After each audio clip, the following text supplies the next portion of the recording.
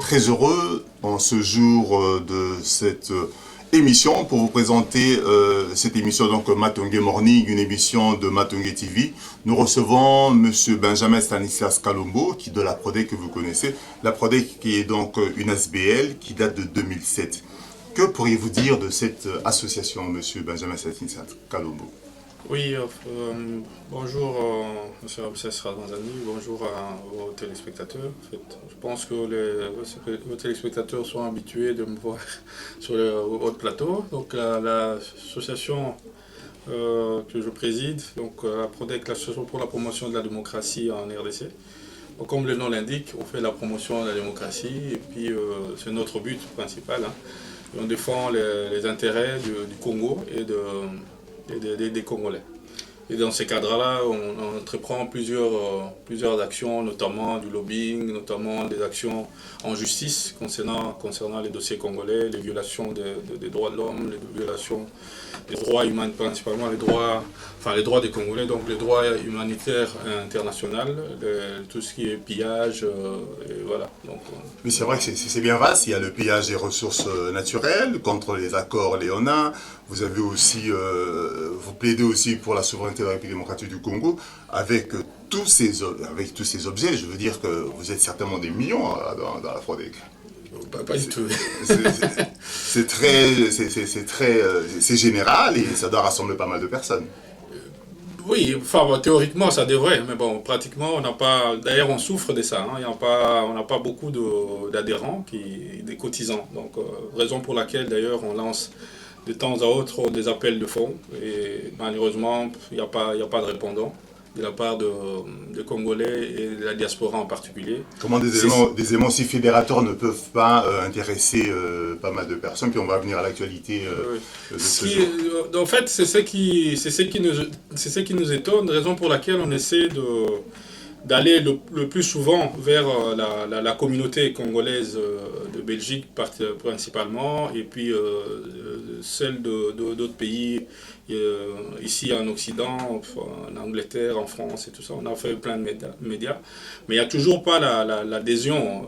Bon, peut-être que vu notre façon d'agir, puisque bon, non seulement on traite le dossier congolais, mais on traite à fond. Donc ça veut dire on emmène en justice des États. Des États, la Belgique, l'État belge, on l'a amené plusieurs fois devant le Conseil d'État. On attaque des offices fédéraux, des choses comme ça. Et ça fait peur. Ça, je comprends que ça fait peur aux Congolais de la diaspora. Ils pensent peut-être qu'il y aura de représailles au niveau personnel et des choses comme ça. Et c'est bien dommage parce que nous vivons dans des états de droit et ça fait bientôt 10 ans. Donc on a été inscrit en 2007 officiellement, mais on existait déjà bien avant. Bien avant, naturellement. Donc ça fait 10 ans et ma tête tient toujours sur mes épaules, donc ça veut dire qu'on est dans un état de droit. Si les États normalement, en principe, si les gens nous suivent, ils auront bien compris, dirais-je, que comme il est difficile d'amener l'État congolais en justice au Congo, nous, en tout cas au niveau de notre ONG, entre guillemets, on n'est pas subsidié. Donc, ça, je tenais à dire, vous n'avez pas de subside, voilà, vous êtes une association de droit belge, voilà, vous n'avez pas subsidié. C'est volontaire ou bien on vous refuse? C'est volontaire. On a reçu d'ailleurs plein de propositions, des propositions c'est pour votre liberté. De financement, mais bon, de subsides, on a toujours refusé. On préfère commander chez les Congolais, parce qu'on ne va pas accepter un financement de l'État belge pour amener l'État belge en justice. C'est complètement aberrant. Alors si on a décidé, Monsieur Benjamin Stanislas Kalombo, de vous inviter aujourd'hui, parce que l'actualité nous parle, depuis l'adresse du 28 novembre où Monsieur Kabila, le chef de l'État, a fait l'annonce de la convocation de ce dialogue national, il y a des éléments qui nous intéressent, un aspect électoral. Et vous passez pour être comme un maître, techniquement, vous y connaissez bien, vous avez fait vos preuves, vous avez eu à participer à plusieurs conférences, on ne va pas les citer. Alors, le président, le chef de l'État, a parlé de ce que vous avez déjà dit ici dans ce plateau il y a quelques mois, du fichier électoral, du calendrier électoral, de la sécurisation de ces élections. Qu'en est-il pour vous de cette adresse de manière générale en ce qui concerne les élections? Oui, merci pour la question. Donc, de manière générale, il a brossé lui-même le Un tableau, constat, hein. un constat assez sombre du travail que devait faire la CNI et l'État congolais, dirais-je, qui est essentiellement qui doit apporter son soutien à cette commission. Maintenant, à cette commission électorale. Maintenant, ce qui est paradoxal, c'est de voir combien le gouvernement congolais n'a apporté aucun soutien. Dans le budget, les budgets successifs, le budget pour les élections était de l'ordre de 200 millions, mais dans la pratique, il n'y a rien. La CNI se plaint et il y a eu un accrochage, si vous vous rappelez, il y a quelques mois entre le président de la CNI, enfin le vice-président de la CNI, puisque Manuel était encore à l'hôpital et voilà. Et il s'est opposé à une déclaration du gouvernement congolais qui disait que la CNI recevait un budget conséquent, mais n'a pas fait les élections. Et il y avait de l'argent qui était alloué à la CNI. L'argent alloué à la CNI n'a jamais atterri dans les caisses de la CNI. Et ce qu'on a pu remarquer, c'est que pendant toutes ces années, donc plus d'1 milliard des travaux non prévus dans le budget ont été exécutés, notamment des grands travaux, l'immeuble du gouvernement, des choses non prévues. Ils ont dépensé beaucoup d'argent, mais ils n'ont rien donné à la CNI. Donc, ce qui fait que, à notre niveau, on ne comprend pas que Joseph fasse un constat pareil. Et c'est qu'il nous réjouit du reste. Mais qu'est-ce qu'il a fait depuis le début de sa dernière mandature? Il n'a rien fait. Donc, cela relève d'une certaine volonté de ne pas faire les élections. Ce qui constitue une violation majeure de la Constitution en soi. Alors, il y a certainement ce scrutin à peine prononcé, sur ce scrutin indirect qui ne figure pas dans les textes, une affaire de grands électeurs, alors que la Constitution prévoit un suffrage universel. Que dites-vous de tout ça? Tout à fait. Bon, moi je pense que les Congolais ne devraient pas, en tout cas, s'en inquiéter outre mesure. D'autant plus que Joseph a parlé pour le compte de sa mouvance présidentielle. Il faut bien se rappeler que la mouvance présidentielle est une partie prenante au dialogue tel que défini dans la résolution. Puisque les gens se trompent et c'est dommage que les partis politiques congolais ont une mauvaise lecture des résolutions des Nations Unies. Les gens parlent du dialogue citant les accords d'Addis Abeba, ainsi de suite. Mais non, le dialogue est clairement marqué dans la dernière résolution, qui est la 2211. Et là, c'est une fait en soi, cette résolution, en ce qui concerne les élections, donc le paragraphe 19, 20 et 21, c'est une feuille de route, en fait. Dans ces trois paragraphes, le Conseil de sécurité, il faut, entre parenthèses, cette résolution est contraignante, il faut dire, pour le gouvernement congolais. Ça, c'est bien. Et dans les trois paragraphes, on voit bien l'enchaînement, puisque j'ai participé aux travaux préparatoires au mois de mars à New York. Donc, quand vous voyez l'agencement de ces paragraphes, c'est toute une feuille de route. Et c'est dommage que les autres partis politiques, le seul parti qui a un peu suivi, c'est l'UDPS, mais il s'est fourvoyé quand il s'est borné à présenter toujours sa feuille de route. Or, là, il y a une base légale au niveau du droit international qui est là. Donc, c'est toute une feuille de route, les trois paragraphes, où on dit, parce que ma démonstration essentielle pendant les travaux préparatoires, c'était de démontrer qu'au fait, la CNI, c'est un appendice du cabinet de Joseph Kabila. Raison pour laquelle cette résolution reprend un tout petit peu ce qui a été écrit dans la résolution, je crois, 2136 et 2147 de 2014, dans le paragraphe 19 et 20, là, le Conseil de sécurité ignore tout à fait l'existence même de la CNI, puisque la CNI fait partie du cabinet de Joseph. Donc, ça veut dire que tous ces deux paragraphes s'adressent directement au gouvernement congolais, lui disant, voilà, il faut tout faire pour donner les moyens à la CNI, pour garantir des élections équitables, pour garantir la sécurité pendant le processus électoral. Et dans le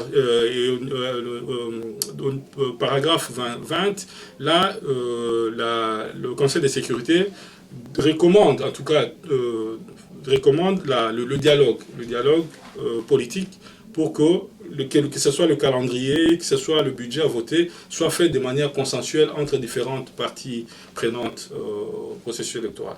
Et au paragraphe 21, là, c'est carrément le Conseil de sécurité donne mandat à la MONUSCO pour apporter son soutien logistique. Et ce soutien est conditionné par le respect par le gouvernement congolais de 2 précédents paragraphes, en fait. Oui, mais il est vrai que la CENI figure bien dans la Constitution, c'est-à-dire que ce sont des institutions d'appui à la démocratie. Le titre 5 de la Constitution régit bien le fonctionnement de la CENI. Et pourquoi, à votre avis, le Conseil de sécurité, comme vous le dites ici, n'en a pas tenu considération? N'a pas tenu considération parce que la CENI, telle que structurée jusqu'à aujourd'hui, la présidence de la CENI, puisque bon, Malou a démissionné il y a pas longtemps, enfin, on dit qu'il a été démis de ses fonctions. Malou, c'est un expert. On a démontré au Conseil de sécurité que Malou est un expert du bureau d'études stratégiques de la présidence de la République depuis 2003. Il n'a jamais démissionné de ses fonctions-là au sein du cabinet de Joseph. Donc quand on prend un monsieur comme ça, qui cumule les deux fonctions, on comprend bien qu'il reçoit des ordres au niveau du cabinet présidentiel. Ça, c'est de un. Et puis de deux, point de vue opérationnel même au niveau de la CENI, qu'est-ce qu'on voit actuellement, donc, tout ce qui est opération électorale, sont faites et managées au niveau du secrétariat exécutif, l'ancien bureau national des opérations. Et c'est lui qui dirige actuellement le secrétariat exécutif et dans le passé le bureau national des opérations. C'est Maître Flavien Missoni, qui, entre parenthèses, c'est le cousin de Malou.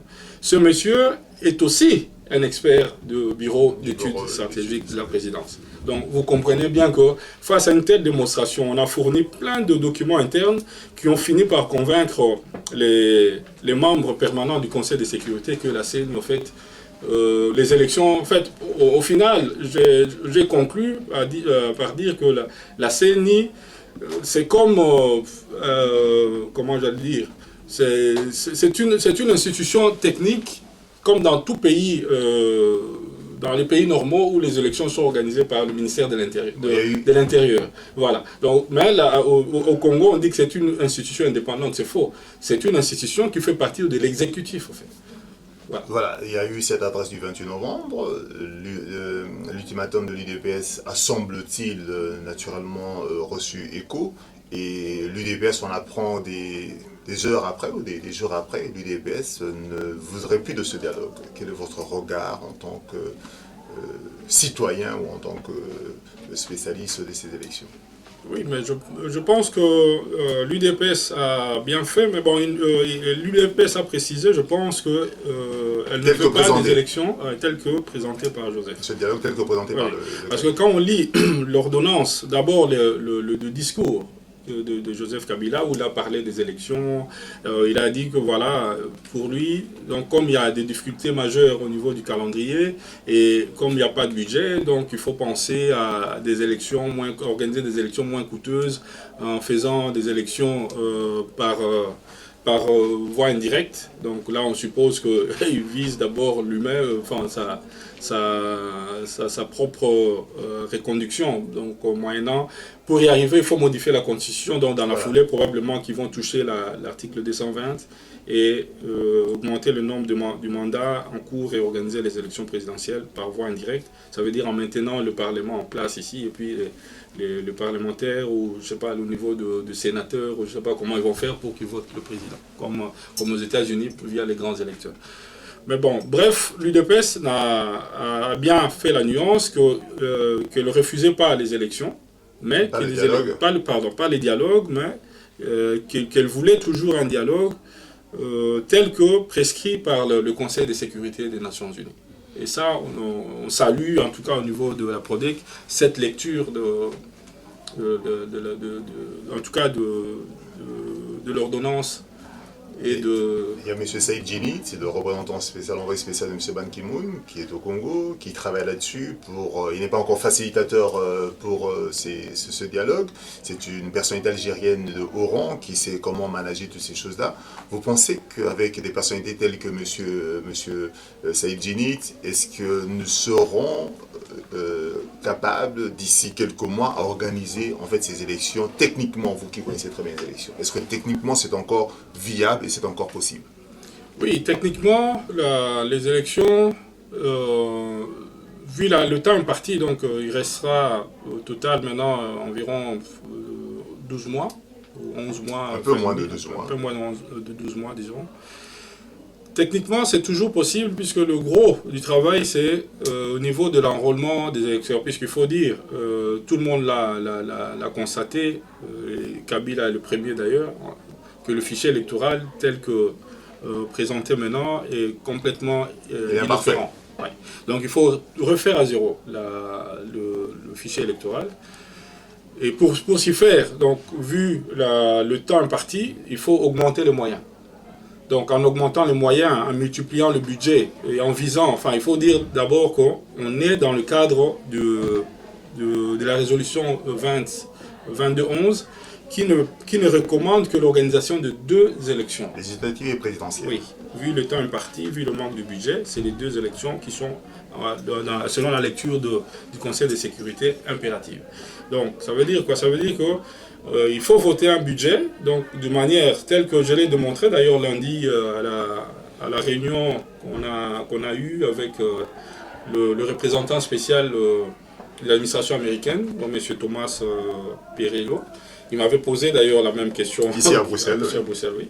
Et je lui ai répondu ce que je suis en train de dire là, que les élections sont toujours, peuvent être organisées dans le délai constitutionnel en augmentant le budget et en faisant le calcul à rebours. En augmentant le budget. En augmentant le budget pour tout ce qui est achat des machines, puisqu'il faut refaire l'enrôlement des électeurs. Mais dont on parle. Estimer et faire une bonne estimation, enfin au niveau de la PRODE qu'on a déjà tout fait, plus ou moins un calendrier, une simulation.